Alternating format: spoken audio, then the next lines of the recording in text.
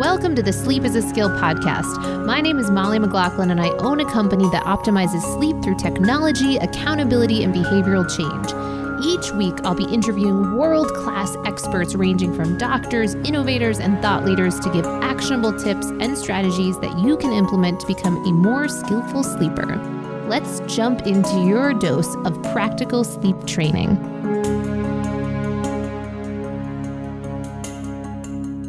Welcome to the Sleep is a Skill podcast. Today's episode is very different than any episode we've done so far, and I really hope you enjoy this format. It is a round table format, so you're going to hear a lot more voices than you usually do on our episodes. Certainly, you know that Sleep is a Skill is looking at that intersection of technology, accountability, and behavioral change. So we're going to go a little bit deeper on all things metrics and from some of these specific subject matter experts in various areas that I think you're going to really enjoy.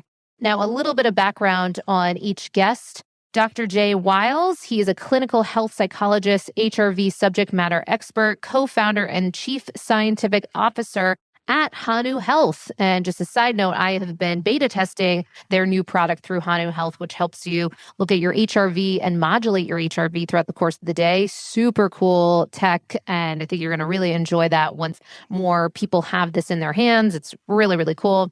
But Dr. J is currently working as the health behavior coordinator at the WJB Dorn VA Medical Center in Columbia, South Carolina, and the Greenville Outpatient VA Clinic. He has specialized training in health behavior coaching, health assessment, nutritional interventions for mental and physical health, motivational interviewing, applied psychophysiology, and consultation.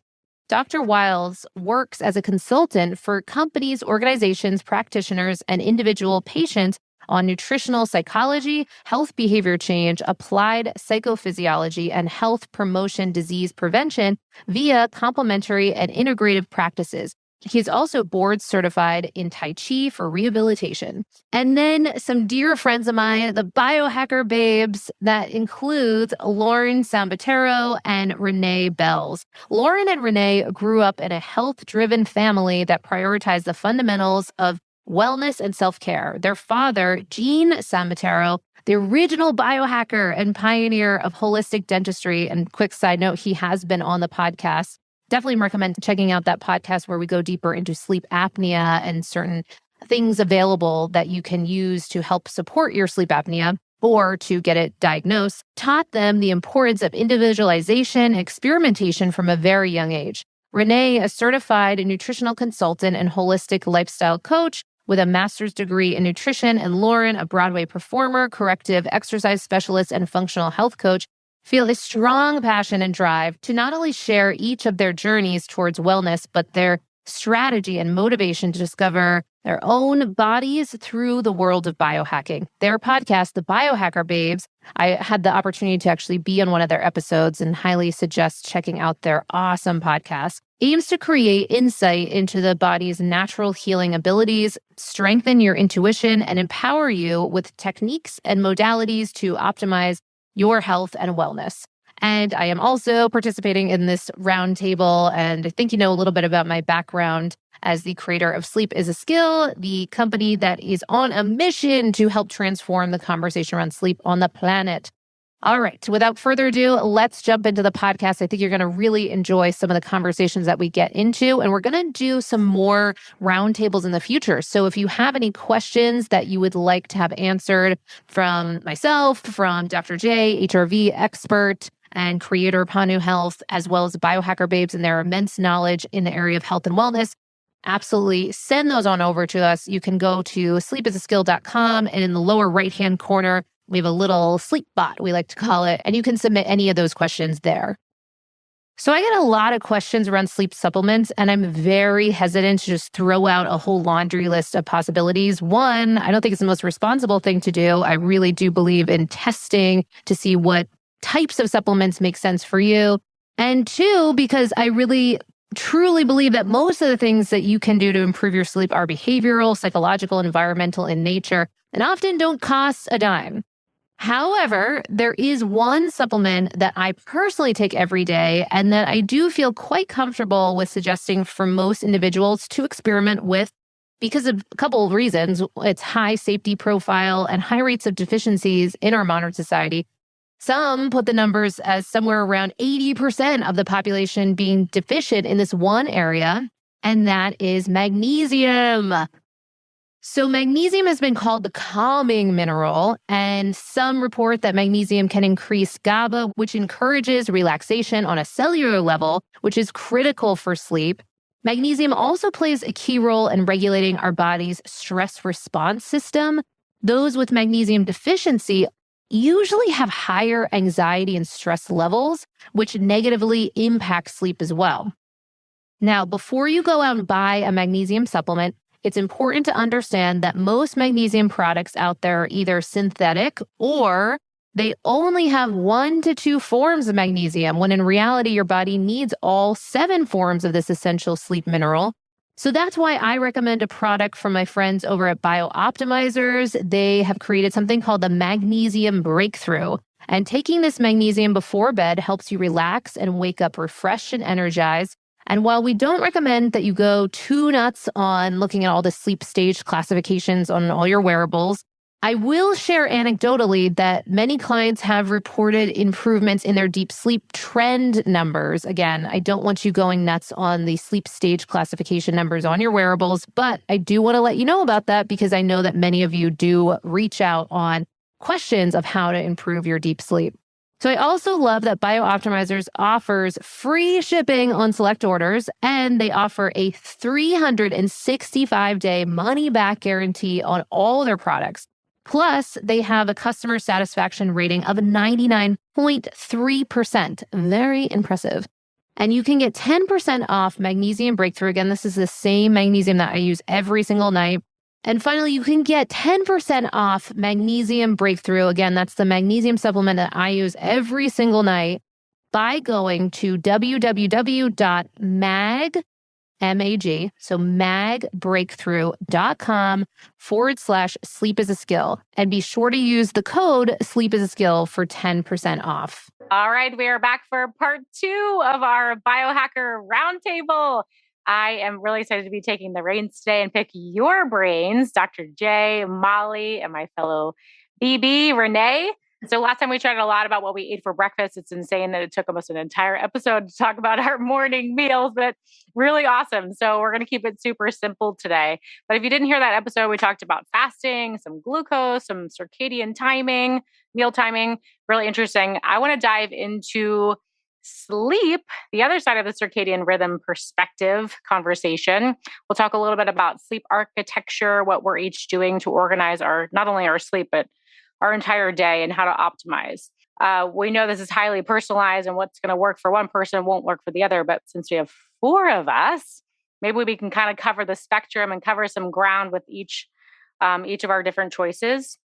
And I think just some intention behind it will really kind of share the why and the reasoning behind these choices so that we can educate our respective audiences on what goes beyond those daily choices. So let's start with just basic sleep architecture. Molly, since you're our sleep guru, do you want to kick us off? Like some basic sleep habits? How do you think about putting together your sleep? And I would say, let's start with like an everyday, like a weekday, work day, you're at home in your normal environment. And then we can branch out to like travel, social engagements, all the extras that kind of throw us off. And then the rest of us can go and Molly can tell us what we're doing wrong with our exactly. Is this a free consultation? and bizarre of all things sleep.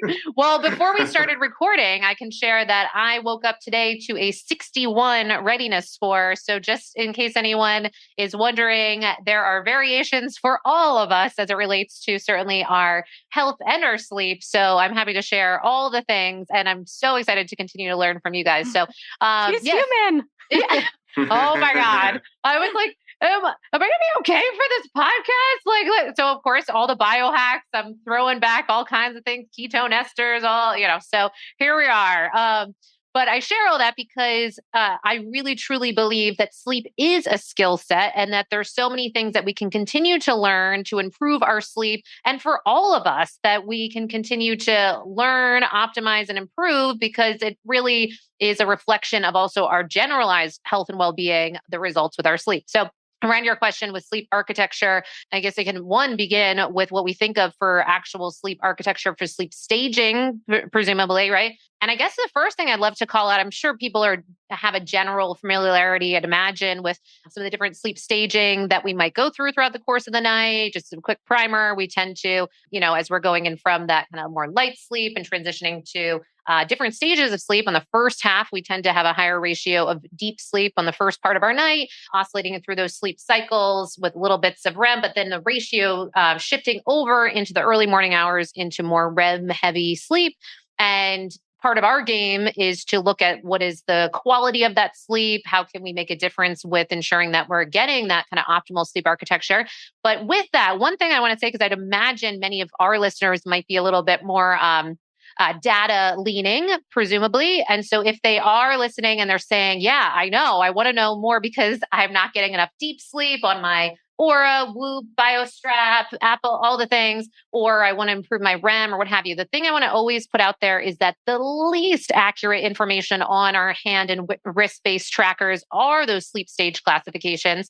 So if anyone is stressed out for any way, shape, or form about what's coming up on those numbers, one thing I would say is that there's still, and it's not to say there's not value. I'm obsessed with the wearable data and what have you. But what we're instead training for, if that's a thing that we're looking at, is deviations from baseline. And of course, Dr. J. Wiles is fantastic for that from a HRV perspective. And the same thing it kind of applies for our current thinking of wearable data interpretation. And what that looks like is, say you normally have, 30 minutes of deep sleep each night.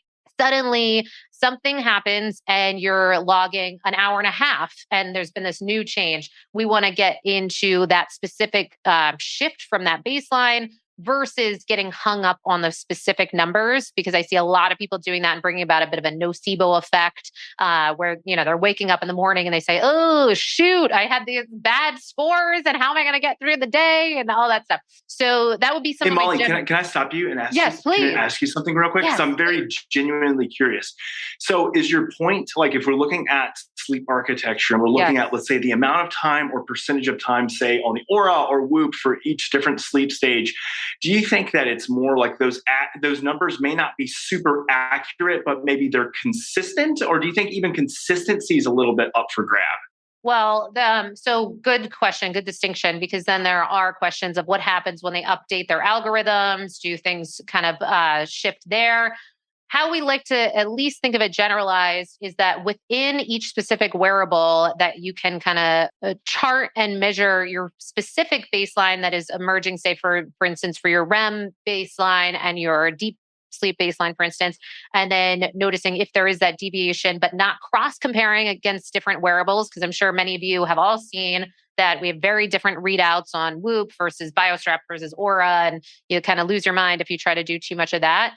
But that there could be information just from noticing major changes that are occurring and working backwards from there. But also noticing that there are really some value coming from some of the other metrics that are on these wearables. And certainly I know we'll get into HRV, but that one alone being really, really helpful. And arguably as a metric of recovery, really helping to provide more information about how recovered were we throughout the course of the night, which is really one of sleep's primary roles. See, I think that's a really valuable point, because a question that's always posed to me is they're like, I see so much like inconsistency between wearables. So a lot of the biohacking community, I mean, all four of us, I've got 5 different things. No, four, Aura, Garmin, Hanu, and Whoop. And the one that I'm generally looking at is I'm kind of almost always comparing sleep stages between Aura and between Whoop. And the one thing that I get almost, and this is very consistent, is that my deep sleep on Aura is typically my REM on Whoop, and my REM on Whoop is like my deep sleep on Aura. It's like this weird little flip-flop in between. Yeah. And I'm like, if you look at the total time I was asleep and you look at the awakenings and all the other metrics, they're actually pretty one-to-one. They're very comparable. Yeah. But then when you look at the sleep architecture in of itself, if you were just to take that and that alone, you would say, oh man, these are highly inconsistent. Is one wrong? Is one right? Are they both wrong? It's just a really interesting thing if people are looking and trying to compare data sets from different wearables. It's just completely different algorithms. You make a great point, actually, because one thing that people can have a bit more rest assuredness with of the validity of the information is that they have a higher degree of accuracy for, are you asleep or are you awake? Now, there's still some people that do have some spotty things. If you have arrhythmias and other things might get in the way of that a bit. Also, different drugs that we might be taking can kind of denature that a bit. But largely, that piece seems to score nicely as compared to PSG's, kind of our gold standard for sleep kind of grading, if you will. And so with that, at least knowing, were you asleep, were you awake? And I think that one actually often can be helpful for people that might have a sense, almost going into the grouping of known as paradoxical insomnia, where we think that we're not sleeping and yet we're still squeezing out some sleep. Now, not to say that that's putting a cap on, oh, just be satisfied with that. We want to get to the source of why you're not feeling the sense of, shift in your consciousness, because it's really what's happening when you're going to sleep. But that can help ease some anxiety sometimes for people I've seen to know, okay, I am getting some sleep. Maybe I have some work to do, but that can be a helpful one too. Also, as consumer grade trackers, certainly none of them are able to diagnose things like sleep apnea or what have you, but there might be signs that it would be worth checking for sleep apnea. So now that many of them have the blood oxygen readouts, if we're seeing those dip, if we're seeing frequent wake ups, if we're seeing a lot of changes in the kind of restfulness scores or movement, there's a lot of things that we can give enough indication that's worth testing. And so with these inconsistencies between the trackers, because now people's heads are probably spinning, even if they already had two trackers. Yeah. What are some other symptoms that we can maybe attach to or bring awareness to? And maybe other side of the spectrum from the paradoxical insomnia, where you're feeling like you're not sleeping. Other side where people are like, I sleep great. And maybe they have trackers, maybe they don't. But are there any indications that we are getting good or poor deep sleep, good or poor REM sleep, or disruptions in that sleep architecture between stages? I guess this is Molly. You're going to get all the questions today. Can I jump in real quick? But Renee, jump in. Please. Yeah, Just one thing. I think for anyone listening, like you said, if your head is spinning, if you're not a crazy nerdy biohacker like the four of us, we're I want to see the 4 different trackers and learn about the metrics and everything. If you're not into that, please just pick one device and stick with that and be consistent with that. That is plenty of information. It's just that we like to compare. I also want to be able to speak to maybe Aura's best for you, or maybe BioStrap's best for you. I want to know the ins and outs, but for most people, pick one thing and stick with it. Yeah, I've actually seen some deleterious effects of people being really overly fixated. I've had clients come in that have spreadsheets where they're logging and cross-comparing all of them. And it's really giving them some anxiety and over-fixation when there is meant to be some variability in sleep night to night. There's changes. And so if we really get ourselves, overly concerned, that can cause its own problems. So I think that's a great and really important point.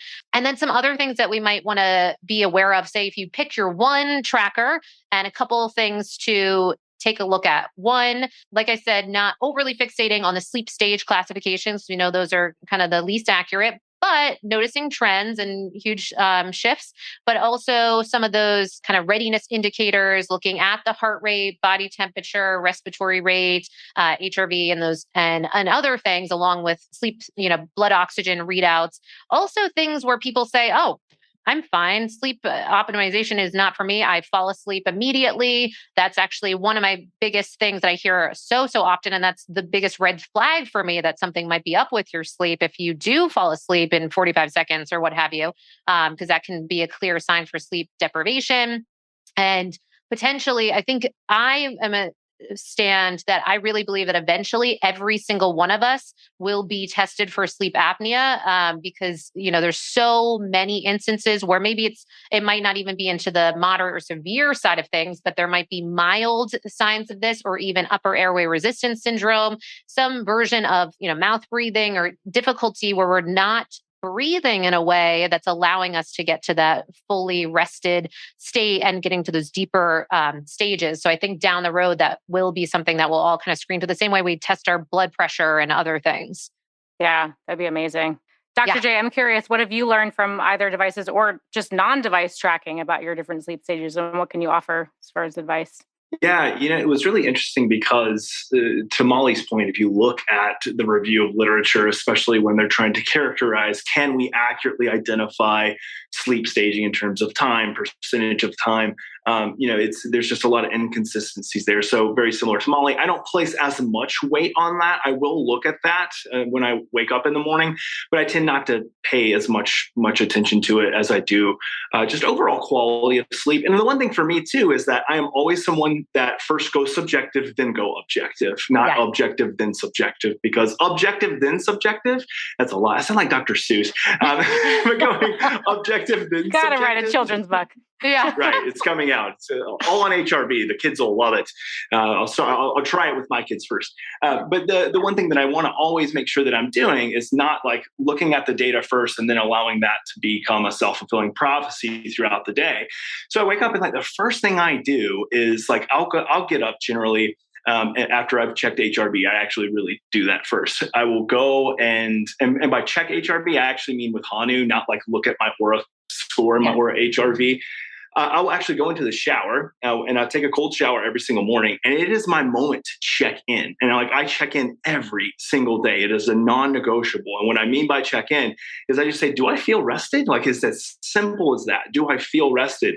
And I would say maybe 85% of the time, whatever my subjective feel is will fairly match up with whatever my objective data is. And that's great. I mean, that's good for a lot of the sleep tracking, biometric, whatever hardware, software platforms out there. It means that they're doing a pretty good job. But for me, it's like always check in subjectively. And then this is going to make 100% sense when I say it, but my go-to is really looking at heart rate variability first. And the only reason that I do that is because it's my lens. It's what I view kind of everything from a biometric perspective from. But I also work out in the morning. So for me, it is a great mechanism for me to check in and say, okay, during my sleep period, did my nervous system recover in the expected direction that I was looking for? And if not, is it enough for me to modify my workout accordingly? 90% of the time, it has not been affected enough for me to say, I'm going to modify my workout accordingly. Sleep did what sleep was supposed to do. It helped me to recover, which is why sleep is the foundation. Hopefully Molly's going to be cheering in the background saying, out of all the pillars of health. And I stand with that. I tell people all the time, like who come to me, who come to Hanu, it's like, listen, you can do all of these great things for your nutrition, your exercise protocol, for stress. But if sleep is impaired, and for so many people it is, especially the hard chargers, the health optimizers, if you will, because they're like, I'll sleep when I die. I mean, it's like, no, you won't. You'll die because you didn't sleep. And for me, it's really like, let's get that squared away. Let's make sure that we're optimizing, or at least just getting things rudimentary base level down in the sleep category. And then we'll take it from there. So yeah, I tend to learn a lot about my sleep from subjectively checking in and then comparing and matching that with the objective data. And again, I just use heart rate, resting heart rate, and then heart rate variability as my foundation to then determine what do I need to do differently. And if I had a poor night's worth of sleep, well, now I'm going to really focus on how can I throughout the day prepare for sleep the next night. Cool. So do you have a time routine in the morning? Like, are you doing a check-in, then 30 minutes later checking your devices? Do you have any sort of structure in that way? Yeah, 100%. So for me, like I'll take my shower, do kind of like my morning, brushing of the teeth, that sort of thing. I'll go downstairs, and I almost it'll generally be about an hour before I check any data whatsoever. So like when I put on Hanu in the morning, for instance, like I'll turn the app on, and then I just kind of like put it in the background. I don't need to look at it. I don't want it to persuade me to do anything different just yet, because I know I'm going to go spend an hour downstairs getting mentally prepared, doing some breath work, doing some reading, like just kind of engaging in some journaling. All of those things are extremely important for me to do prior to any other type of input, like looking at data, looking at emails, looking at whatever news platform or whatever it may be. I have to have that period of time. So it's generally about an hour, but then I do take, I would say, maybe 10 to 15 minutes to digest all of the data, which which may sound like a lot. And if you spend 10 to 15 minutes looking at data, that is a lot. Most people are not going to spend that per day. But I'm really digging into the nuances. And for me, and again, not to shameless plug, but this is going to be on my podcast too. It's going to be everybody's podcast. I'm spending most of my time on Hanu because I'm looking at some of the nuances of the breathwork practice that I did. And I'm looking at some of the really more important data biometrics related to HRV, but it's very delayed for me. Yeah, that's great. Really helpful. Proper programming rather than having the numbers dictate your day. You got it. You got it. What about you, Renee? Yeah. Well, I will throw in a little bit of experience with my sleep data and maybe throw a question out to the three of you. Something that I have seen. So yes, REM sleep we know is not accurate. We want to look at the trends. And that is one trend that I really see shift like quickly. Number one thing, alcohol, my REM sleep will be like 10 minutes. It's just like, bleh. Yeah. I also don't get much REM sleep until I hit hour 7 of sleep. So if I sleep 7 hours, I get very supposedly minimal REM sleep. If I can sleep 8 or 9 hours, I'll get maybe an hour or 2 of REM sleep. So I'm going to throw this back at you all. What do you think? Is there a way to shift REM earlier? Do we think that the trends just don't even matter when it's based off of time in bed or time spent asleep? What are our thoughts there? Should I take this one? That's a great Molly question. Okay. Yeah. Can I pack another question in there just for context? So we were speaking to Dr. Andrew Hill yesterday, and he mentioned I have him tomorrow, I think. Yeah. Oh, amazing. So the deep he's sleep awesome. really like consolidates your memory of your dream. So like curious with the differences across the devices not being so accurate for REM, like if you are getting enough deep sleep, are we ensured that you are getting REM and maybe we can't really count on what your devices are telling you? So is there anything in like just paying attention to the deep sleep to give us more context there? Yeah. Okay. So as far as kind of breaking down and looking to optimize individual stages, one, I think it's getting connected to what are some things that might potentially negatively impact our ability to get some of these deeper stages. And there's so many things that would involve, so that both on the first half of the night, which, we can generally say that for most people is more deep sleep rich, and then generally say that on the second half of the night, more REM rich. But finding what are some of the things that would influence that. So this is a kind of a longer conversation, but a couple of things that I can throw out. If we're talking about REM, Renee, I know you were mentioning that on the first part of that. REM, we know that if we're having that in the early morning hours, there tends to be some changes in our body temperature from that point on, so getting to some of these lowest points of our body temperature and then beginning to slowly go up as we prepare to take on the day, essentially, and to move into wakefulness. So for some of us, and I deal with this with a lot of, say, like chili pads, sleep 8 mattress, or what have you. Sometimes if we are moving too cold into the early morning, and I love the cold, but believe me, but if we're having too cold into those very early morning hours, that might influence some REM. So there's some interesting new studies coming out around temperature and what that might do to impact, say, like the amount of REM. Or many people, I often hear that they want to improve their deep sleep, and they just, say that, assuming that they're not getting enough deep sleep, when there might be a little bit of both. So the temperature piece and optimizing for that is a big one. Also, Renee, I think you were testing for sleep apnea. Is that correct too? Or so I think that's like an ongoing, exciting thing. Yeah, certainly can be an element. Yeah. So, 2 things. So I have been testing the new Chili Sleep Doc Pro. Yes. And I did notice that they recommend that your REM hour, you bump it 5 degrees warmer. So I've been playing with that, which is really interesting. Great. And then when it wakes you up, the bed is like so hot. It's like on fire. I'm like, well, of course I'm awake now. Sweating. Yes, I would wake up and kicks sweat. you out of bed.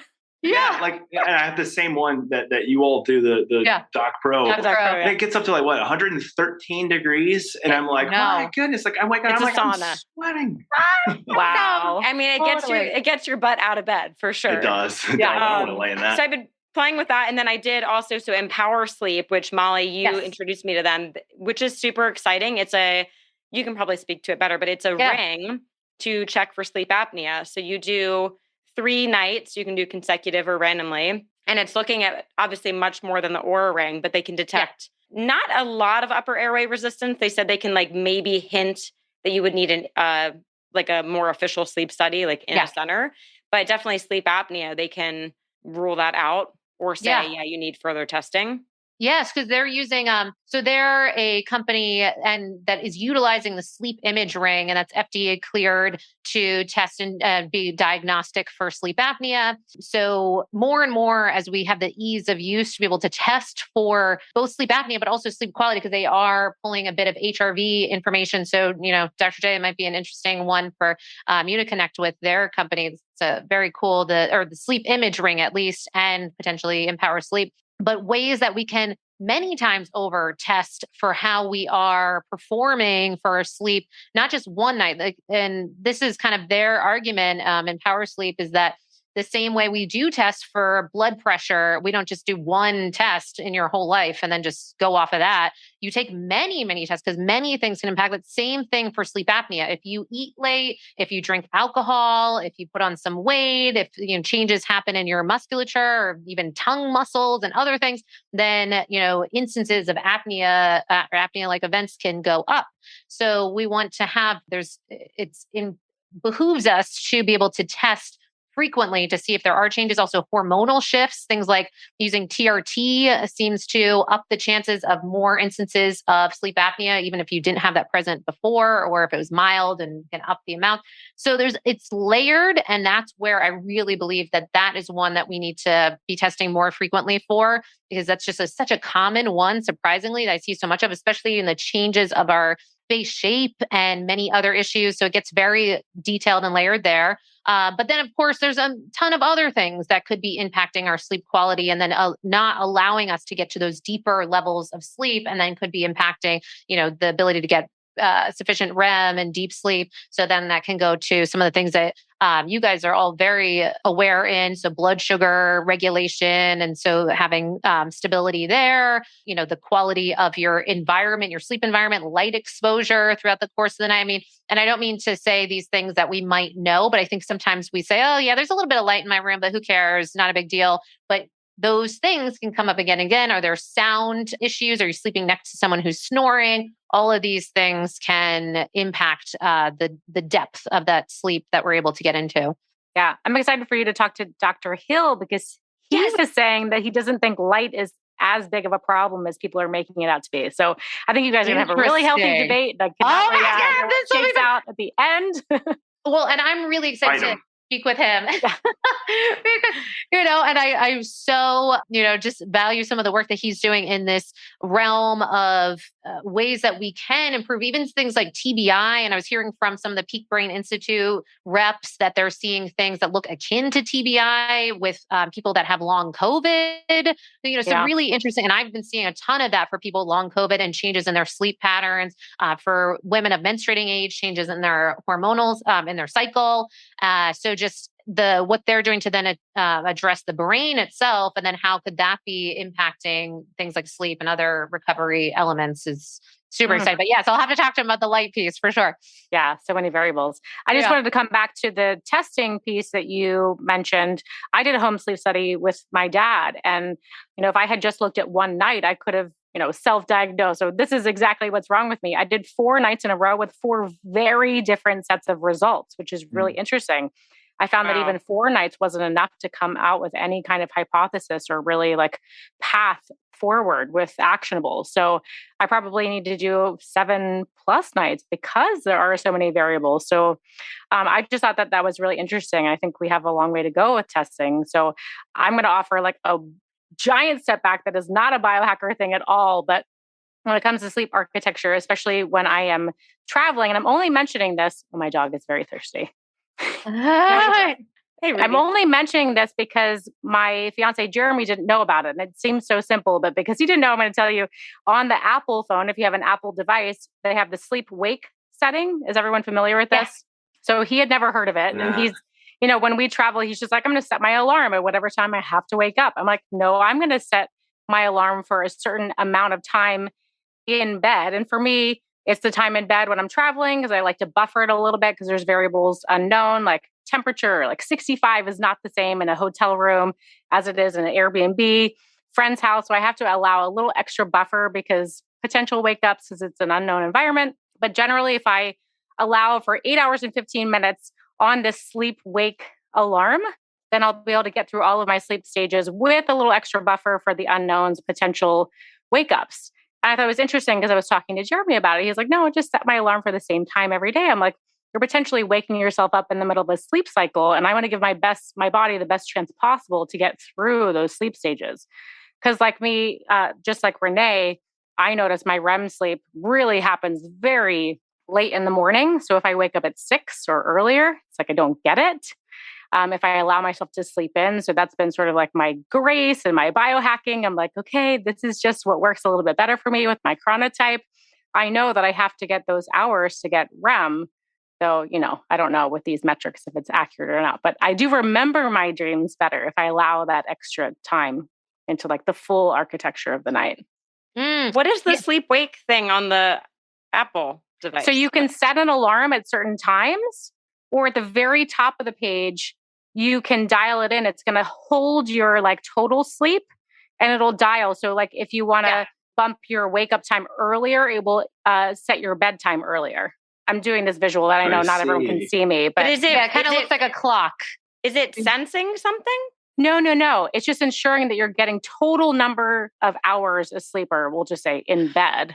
Oh, so gotcha, you can ensure gotcha. I'm going to get 8 hours rather than saying, oh, I have to wake up at 6:15 to get to the airport. I'm going to set my alarm. I don't know how many hours I'm getting because I'm off from traveling, whatever. You can say, I absolutely want 8 hours in bed. So this is the time I have to go to bed. Okay. This is the time I have to wake up. I thought you meant honoring the sleep stages. Yeah, I thought you meant it was like one of those devices, that will sense what part of your sleep cycle you're in to make sure it doesn't wake you up during REM. That's what I was like. The iPhone, no AI, not a biohacker thing at all. Okay. No, but so I think that, like everybody's got an iPhone. So I think that's a really like just easy strategy that people can take advantage of. Like, so with Whoop, which is really interesting, they have like what's called Sleep Coach. And so basically you can set it for the exact time. You can set it for the sleep goal. So once you've hit your goal, then it will wake you up. And then, or when you're in the green, which is like their kind of, top-notch recovery. It's either green, yellow, or red.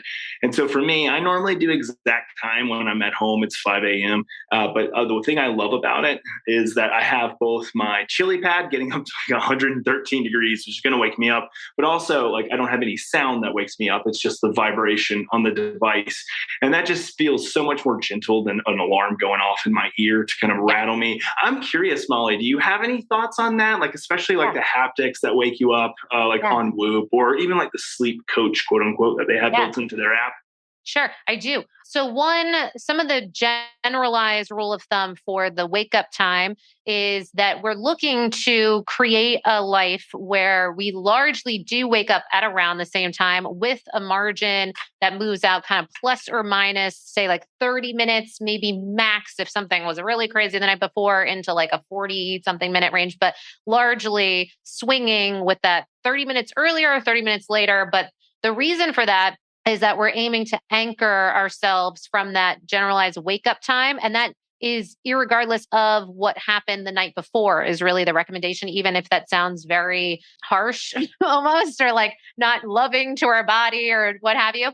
But the thinking for that is then there's actually, while on the short term, we might feel a little more tired, maybe we need a little nap or something to get us through the rest of that day, that by doing that, that keeps us more aligned with our circadian rhythm, and we're strengthening that circadian rhythm. So then you are getting tired at around the same time, versus if we allow it to really swing far out because we went to bed late, so we're going to bed waking up a lot later, then not only is there that kind of social jet lag, we didn't get on a plane, but we're having a symptomology of jet lag, but also metabolic jet lag, because then you're likely to not be hungry for a little bit later. And all these things kind of get thrown out. And then what else gets delayed is delayed sleep onset. So then the time that we get sleepy in the evening gets moved out. So now we're just dealing with jet lag, but not really adjusting for it. So really part of I think I'm kind of developing this thing almost akin to, 75 hard, where you have like these set things that you do every day for 75 days. I'm putting something like that together for sleep. And so I'm still workshopping this. This is like happening as we speak. But one of those things being that set wake up time being one of like the cardinal things that you would do every single one of those things that you'd have to do for 75 days. But with that, you have that range, that kind of grace period. So to Lauren's point, sometimes when, say, things have changed from the night before, you're going to bed a little bit later, then ideally if you're setting your alarm for the furthest side of that latest wake up time. So then, because you still might wake up around your same time, the stronger your circadian rhythm is, the more likely you do actually just continue to wake up at that same time regardless. And that's actually what we're training for. And I know people can get so frustrated. They're like, I can't sleep in. It's so annoying and what have you. But actually that's a really good sign. And I really like that to hear that because that's a sign that you have that strong circadian rhythm. So it's really what we're training for without too much variance. I love that. I would love to swing to like our worst selves. And when we do get off, any of us, when we're traveling or just wake up not feeling well or something changes, what are like maybe top 2 things that each of you do to get back on track? And I'll start with Dr. J or Renee, if you want to jump in. We'll swing back to our sleep expert. Hey, do you want to go first? Go ahead. Yeah. So there are a couple things. So I was trained back in, I guess that was my residency, in a form of sleep therapy that I'm sure, Molly, you are very well aware of, called CBTI, or Cognitive Behavioral Therapy for Insomnia. And I received this training and working in a sleep clinic with a lot of veterans who were experiencing sleep-related problems, difficulties. A lot of it was comorbid with chronic pain because chronic pain causes them to have significant impairments in sleep. And one of the notions behind cognitive behavioral therapy, which kind of ties directly into our last conversation, is that we want to do what we can to increase sleep drive. So like that inner motivation to say, like, I can't wait to like get back to bed. Not so that it will inhibit or prohibit anything that you do during the day, but so that like when the time comes, and again, I've delayed the gratification that is, napping or sleeping throughout the day, which is kind of a core part of CBTI. When I get to the bed, like I'm really excited for it to happen. So I think for me, all that to say is like, it's a mindset thing. Like if I get up and I'm like, oh goodness, I have had a pretty rough night's worth of sleep, that's not going to impact my day. Like I'm going, like that's just my mentality. It's like grit, perseverance, go. And that may be a good thing some days, a bad thing other days, but I always keep in the back of my mind, it's like, again, a mindset thing, that when the time comes and 9 p.m. arrives this evening, like I'm going to really, really enjoy just like getting and snuggling up in bed and just closing the eyes and allowing myself to drift off, because I know that my sleep drive is going to be at like 100% at that point in time. And so for me, like if I've had a bad night's of sleep and I, again, remain consistent in sleep time, to bed time, awake, like that sleep drive keeps me motivated. And I feel like almost always get a great night's sleep the night after. Not every single time, but almost every single time.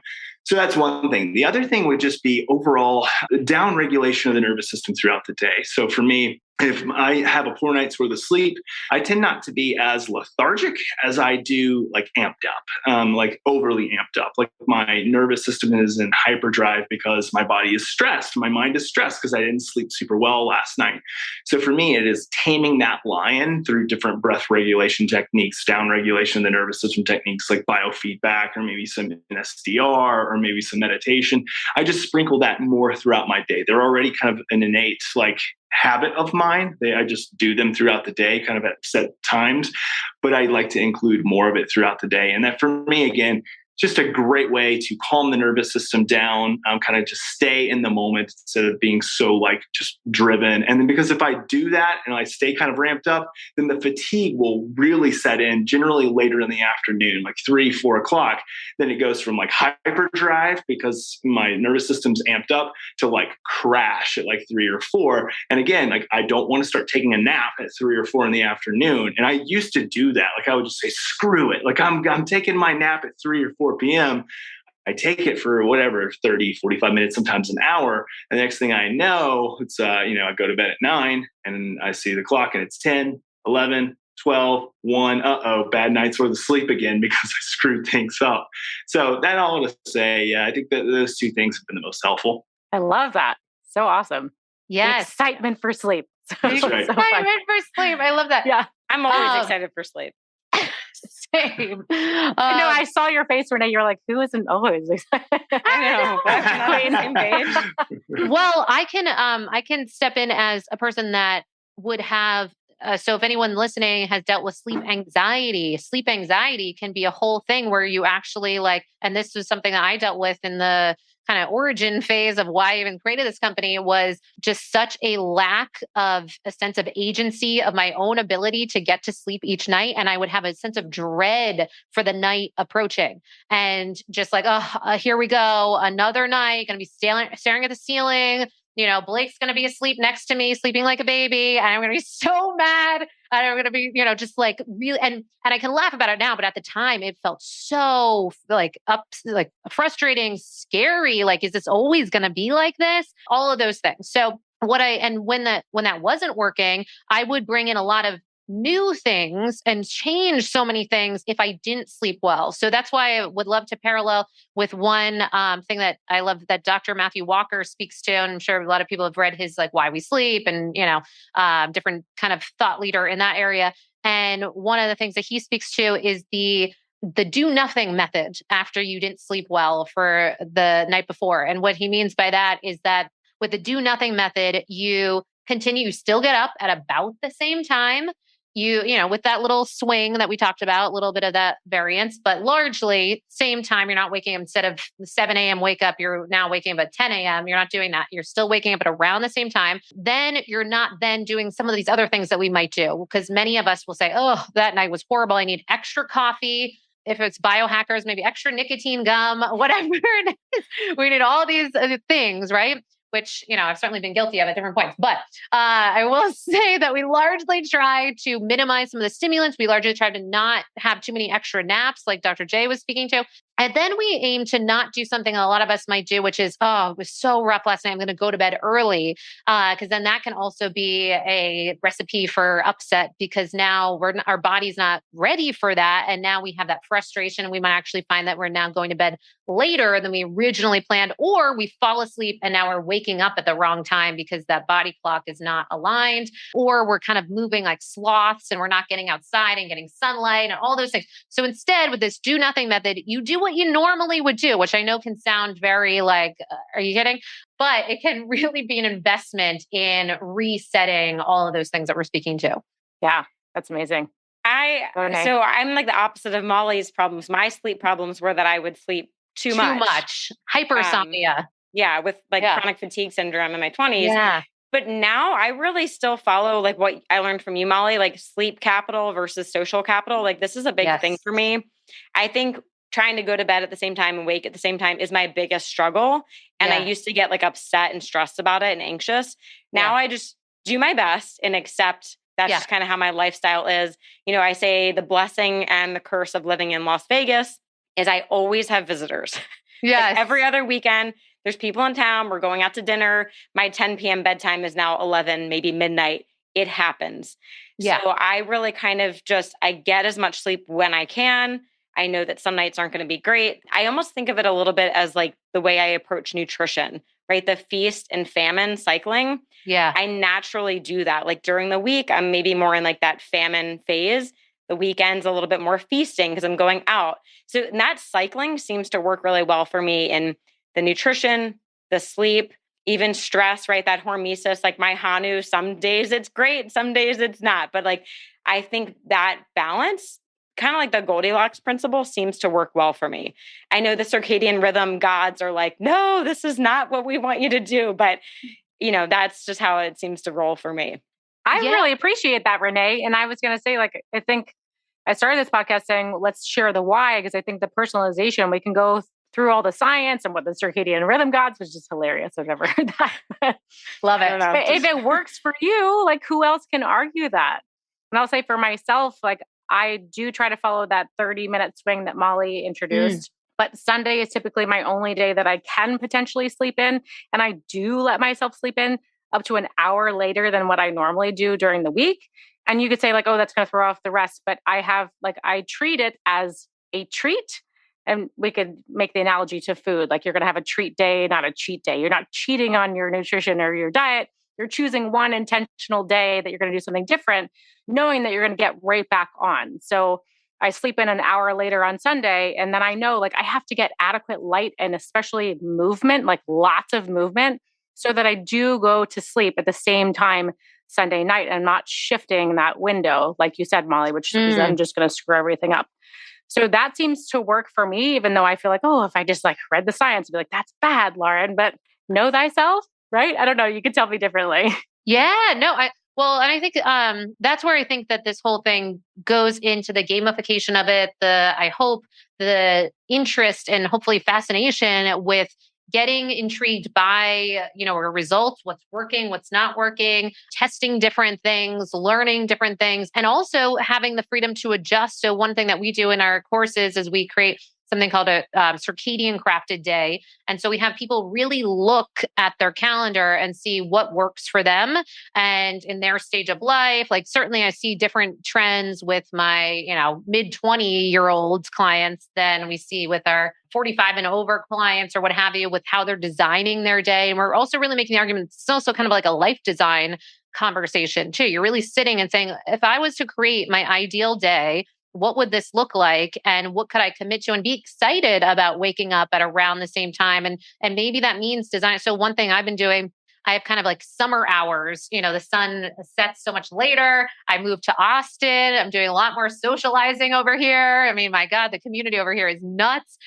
So I have moved my bedtime for the summers and, kind of for the social capital piece a little bit later than I used to, and certainly later than I would in the winter months. So there's this possibility to design things and see if you have certain trends. Maybe we might be moving the bedtime out like a little bit, maybe half an hour later. So just kind of makes it so that it's consistent-ish across the board. And then you just have it in your brain like, oh yeah, I always go to bed at fill in the blank, 10:30, 11, what have you. Also, I mean, we're not even talking about shift workers or rotating shift workers. My God, there's so much that thoughtful, meaningful design of our day comes into place. And then all those things that you spoke about, then utilizing the tool set of sunlight, movement, cold therapy, heat therapies, all of these things to help swing us in a particular way that we might want to swing. Yeah, I love that idea of design. Like we are the architects of our day. We can create the movie. We can write the narrative. It's like so empowering. We have agency. Yes. Dr. J, you have to go speak to another audience. So I wanted to give you another opportunity. If there's anything else you want to share about your sleep, something you've hacked or optimized that maybe could resonate with someone in one of our audiences that you want to share with us for you? Yeah. Yeah, there's so many things that, I think all the biohacking community, myself included, can do, to help better optimize their sleep. But for me, like my go-to one that is, again, one of my non-negotiables, but I would say that I'd probably drop everything in order for this one to stay, would just be limiting input before bed. I mean, and limiting input by cutting off social media, cutting off TV. The only input I have is a book in my hand. I'm okay with that. Even if it's a Kindle, I'm okay with that if it's on the warm, the warm light mode. For me, that's about it. And I think that is like my go-to. Like if I don't do anything, I'm going to limit input and it's going to help with sleep. But I do have to run. I love you all and thank you so much for this. I hope that you guys continue to rock it, and I'm going to listen to the rest when we publish it. So I'm excited. All right, so we won't talk about you. Yes, exactly. Well, and we won't have any fun. Plugging Hanu, and you won't have exactly. any fun. All right. Thanks, Dr. J. Oh, you're the best. We love you all. too. Take care. So much love. Bye. Amazing. And then there were 3. Yeah, and then there were 3. Yes. So maybe we can go around the triad and kind of say the same thing, something else that has really helped us optimize, or maybe a personal struggle that maybe would speak to someone that, like, in the audience, they're like, that's me. I need to do that. Yes. Well, so as far as a personal struggle piece, I'm actually dealing with that right now. I'm in the midst of a personal struggle I just moved to Austin. We've got this, new place. We love it. And the bedroom is causing me some things for my sleep quality. So hacking some of this. So a couple things to share. And I don't know if this is what you were meaning, but I'll just share what I'm dealing with. So there was, the ability for the temperature piece. There was some things for a heat wave over here and issues with getting the temperature right. So just I'm sharing this in case anyone has this sense of, oh, I'm the only one struggling with this. Certainly myself and many clients find that when they go into different sleep environments, you can learn a lot about your sleep based on where you're at. We just all came back from a conference, and it's likely we saw different things happen in our hotel rooms that we might normally see at home. And usually our hope is that it's the other way, that we are getting our best sleep at home. And then, these one-offs where it's not as great. I had the opposite. My sleep was better while traveling when we were just, so this is a sign that something is not working in my sleep environment. So a couple things that I'll just share that I'm doing right now. One, I am getting kind of a high level sleep, like air purifier. So when air quality is stagnant, so we're in a particular type of room that's kind of the stagnant air. So dealing with some of that. And Molly, so that could, quick question for you. Have you seen the new headboard that's an air purifier? Oh, actually, I haven't seen that. Renee, breaking news. Tell me everything. Breaking news. I meant to send it to you yesterday. Sorry, I didn't mean to cut you off. I was just like, no, on I the air purification. It is called Air Tulip. No affiliation. I just heard about it yesterday. Oh, I love you guys. Love. It is a headboard that is an air purification system for your bedroom. Oh my gosh. Come on. I don't know. Heard it here first, folks. Amazing. So Molly, you're going to do a deep dive. Let us know if it's legit. I will. Circle back. And then I'll put it on my wedding registry. Yes. Wait. Got you, Lauren. So that's kind of a cool thing if you're having air issues, maybe. And this is what I think is so great, because we're at a point in time where if you're dealing with something and we really get in the conversation about it, we share, we get curious instead of just saying, oh, I guess this place I'm in isn't great. And, kind of lower the bar for what's possible. Then we get in these conversations, we hear solutions, we take these new steps, and then we have the opportunity to really improve some of our results. So it was an interesting one. One change that already improved some of my sleep results is an odd one. I haven't had this one before, but literally the changing of the sleep sheets and bedding that I had, which I never had that make such an impact or measurably make such an impact. But for whatever reason, this new set that I got from this company, I won't say their name, but they had sent these sheets. So curious.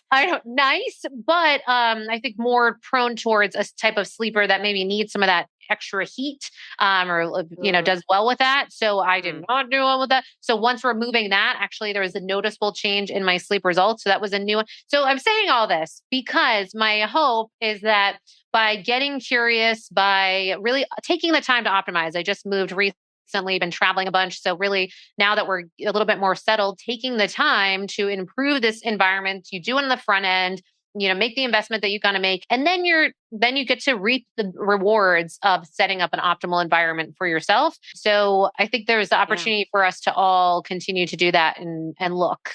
How amazing for you as an educator to keep having these opportunities to learn. I know. Believe me. Thank you for being a martyr for us. But sleep is a skill, folks. Sleep certainly is a skill. I know, when you think that you've got it I've got this dialed in. We're good here. It's a formula. You have the chili pad. And then sometimes, there's some of those benefits that work, and there's some certain environments that there are other things to consider. So really important. Yeah. I love that you just brought up sheets, because I would guess the average person isn't like, how do I fix my sleep? Like, let me buy sheets. I read a study yesterday. I'll send it to you later, Molly. Please. They took two groups, two different types of sheets. I want to say one was like organic cotton and one was some different material. I'm guessing more cooling. That group had reported 40% better sleep out of the change versus the cotton sheets. That's a big shift. Yeah, significant. Interesting. I had never heard of them before, but. Oh, very cool. Yeah, definitely send that my way. Was it like the subjective experience or objective or both? I don't know if they were actually using sleep data. Okay. I want to say they were, but let me check. Yeah, no.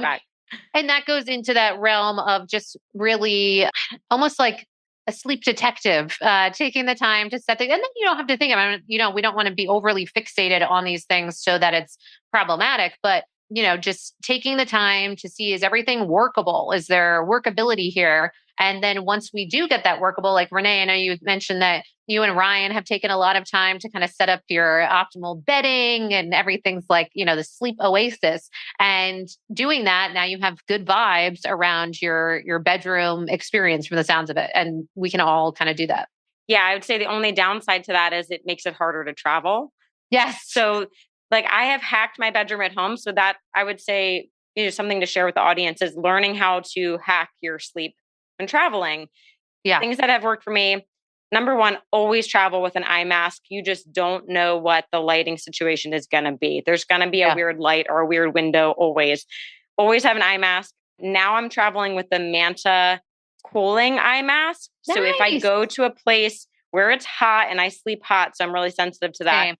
The only thing is I do need a fridge or a freezer or an ice pack to keep them cold. But I do notice if it's really hot, I put those on my eyes just to fall asleep for like 30 minutes and it cools me down a little bit. Nice. That's a good hack. Good. Earplugs. I use like the noise canceling earplugs because sometimes my fellow biohacker babe likes to play her sound machine really loud. Lauren. I love sound machines and I always have a sound machine, but she just likes it louder than me. So the hack is she gets her sound machine. I put my earplugs in. It works great. Win-win. Yeah. So I think little and I'm things like sorry, that. I don't like your waves. They're creepy to me. So we battle this out. Yes. I have nightmares when I listen to your waves. So oh my God. Earplugs it is. I think it's good to be able to have these dialogues, especially, when you have like new roommates for different things that you're going to, vacations, whatever, or new relationships. That we had a sleep expert, Wendy Trexel, on the podcast who wrote an entire book sharing the covers about, the importance of having these conversations, because once you get workability, then maybe there are some changes that, one or both of us has to make. Sometimes warranting what they call kind of a sleep divorce. And that's not, it's kind of a charged term, but, maybe it needs some rebranding. But sometimes it does make sense for us to be in separate bedrooms if we are having totally different sleep schedules, like shift working or sleep apnea. And we got, machines going and other things. So sometimes, or even for a temporary period of time until we get things handled, that separation piece might make sense for sake of getting great sleep and being able to be fully functioning human being the next day. And what would that actually benefit our relationship on the other side of it? But I think not enough of us are having those conversations. Instead, we only just deal with the ramifications. Now, like it's 3 a.m, we wake up to the snoring person and or the loud whatever, sound machine or this, that, and the other. So having those conversations, finding the workability is great. Yeah, maybe like coffee and a sleep debrief the next morning with your whoever you've been sharing the room with. What didn't? Yeah. What worked? What didn't? Lauren, what would you share? For myself, well, I'm learning that I need to have like a set number of variables that can change when I'm traveling, because you kind of mentioned this, Molly. Like I used to always sleep so much better in a hotel because it's generally very dark. They have blackout curtains. I can crank the AC. It's generally a small space, so I know it's going to cool.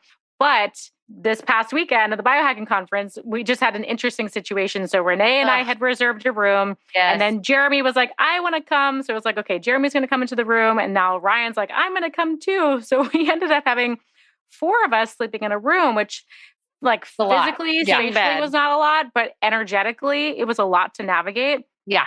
And I was on my cycle, and I can't believe it's taken me 38 years to realize that my sleep is different when I'm on my cycle, but it's perfect storm. And when other variables are out of place, that was really highlighted that kind of tipped the scale for me. Yeah. And it was interesting because I was sleeping with the chili pad because they let us borrow it for the weekend. It was bone chilling. Yes. So too far on the cold spectrum. Yeah. So that was a variable that was out of my control. And then I was cycling. That was another variable. So I'm realizing like I really need to control as many variables as possible and keep them limited. So like if you're prepared, like with the sleep mask, which I always do, I also travel with those true dark dots where you can cover like the LED. Me too. Yeah. Those are so helpful. And then just preparing ahead of time. So now I know like, if I had looked at my cycle calendar ahead of time, maybe I would have said, this is not going to be ideal to be in a room with 4 people. Yeah. Sometimes you just have to spend more money because it sucks when you don't sleep. But, I normally sleep better in a hotel. And it's just preparing ahead of time. You said something else that made me think about being away versus home. Like usually home is better sleep. I have a client that goes to bed really late, and I'm really trying to shift that for her.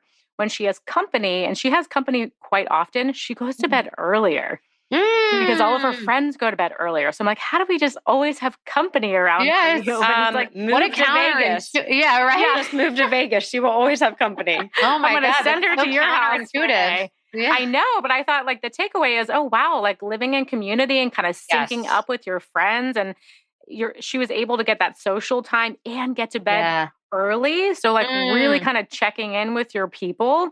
And for her, like that's what she needs. Like that's her kryptonite, being alone. So like, how do we move towards community? Because for her, that helps. Whereas for some people it would be, engaging with too many people would kind of tip the scale in the wrong way. So yeah, a couple of things about that. One thing we do is we have something called the sleep sabotagers list, where we have people give a self-assessment on 17 areas of life, 0 to 10, on kind of workability. And we can see what's working, what's not working. So, fitness, health, romantic relationships, family relationships, finances, all these different things.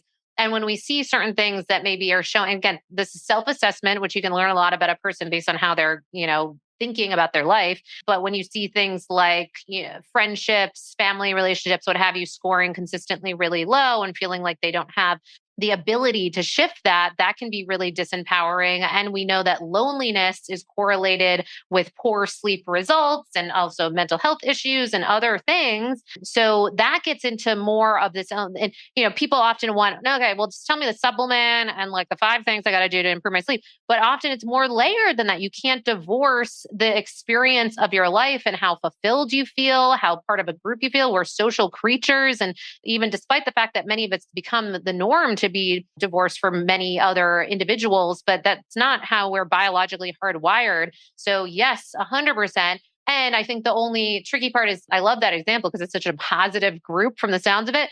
I often hear the opposite, where people are like hanging out with friends and then they're going so late. So that's where we have to almost enact what we call kind of sleep leadership almost, and being the one to leave the party at a certain time that's workable for you, but have it all, so you're still engaging and still having fun with people. And I think that this is like an ongoing art form, believe me. But I think if we even have that in the background of what could life look like if we both still go to the thing, so we're still connecting, and that's so important for our well-being, but then we still leave the thing at a time that's somewhat in alignment with our generalized bedtime, and what that could do for us. And then real quick, 2 other things. We do know there's data on a couple of things as far as travel.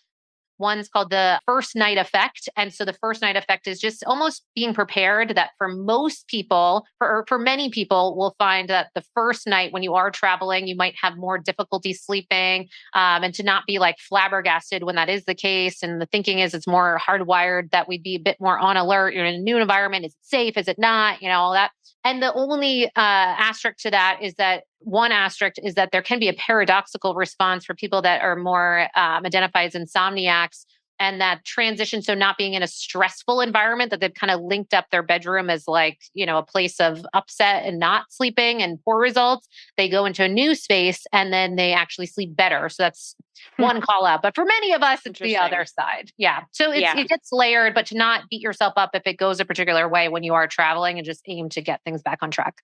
Yeah. I love that. I really love that. And I also love this idea of like the leadership. I know I've been in a lot of social situations, and maybe it's around like-minded people and biohackers, but I never want to be the first person to say goodbye at the end of the night. I know. Molly, I've witnessed you do it, and it's really interesting because you think, I don't want to be that person, but that leader tends to act like a magnet, and suddenly everyone's leaving. And it's like, maybe we can challenge ourselves to be the first one, be the leader to leave, because maybe a lot of other people are like, I want to leave, but I don't want to be the first one. FOMO. See if you can be that magnet. Yes, 100%. Yeah. And genuinely, I never would have thought, because I used to skew so late, and I always used to think of all the fun happening at night. But now my life looks so different that my favorite thing, like even on that conference, was go with morning walks. You guys know, Sam, we would walk to Erewhon and get like coffee and have the food and the whole thing and the sunlight, and just, it's my whole experience of what I like to do has shifted much more to daylight hours, not exclusively, but those are some of my favorite times. So I want to covet those where possible, and sometimes I don't want to villainize, because sometimes we've talked about social capital and investing in the time with friends. And it's sometimes a rarity that would have all of us together. So we want to make sure we're capitalizing on that, but just striking that balance. Yeah. Yeah, totally. You were the opposite of a vampire. You were like the daylight hours. The daylight hours. I know. Talk about 180. I used to be the night queen. Oh my God. So it's just still flabbergasting to me that it looks like that now. So it's wild. Great. We can be queens of the night and the daytime. I think the challenge is be the life of the party early on, and then be the leader to guide everyone home. Yes. A consistent schedule. Wrap up. Totally. Exactly. Well, this was a lot of fun. Of course, we had one simple question, small topic, and it took us here. So always so fun to hear what all of you are doing, and Dr. J, who left us. But oh gosh, I love you guys so much. Thank you so much for sharing your wisdom and your insight. And I'll just speak to all of our audiences. If you have any follow-up questions or anything particular that anyone brought up, there's some fun resources a la the new headboard, Renee, that we'll have to share. Thank you, Renee. So good. Yeah. Anything else you want to chime in about before we wrap up? Thanks for hosting, Lauren. Great. That's what I was going to say. So good. Yeah. I appreciate it. And I just appreciate this forum that we're kind of creating to have fun, going in deeper on what things can look like in our own life and learning from each other. It's just really great. So thank you. Yes. Oh, you're so welcome. Such a pleasure. And I'll just pose a question to everyone listening. Let us know what you want to hear about next. We will be doing more. Woohoo. Great. All right. Yay. Thank you. Thanks for tuning in. We'll see you next time. You've been listening to the Sleep is a Skill podcast, the #1 podcast for people who want to take their sleep skills to the next level. Every Monday, I send out something that I call Molly's Monday Obsessions, containing everything that I'm obsessing over in the world of sleep. Head on over to sleepisaskill.com to sign up.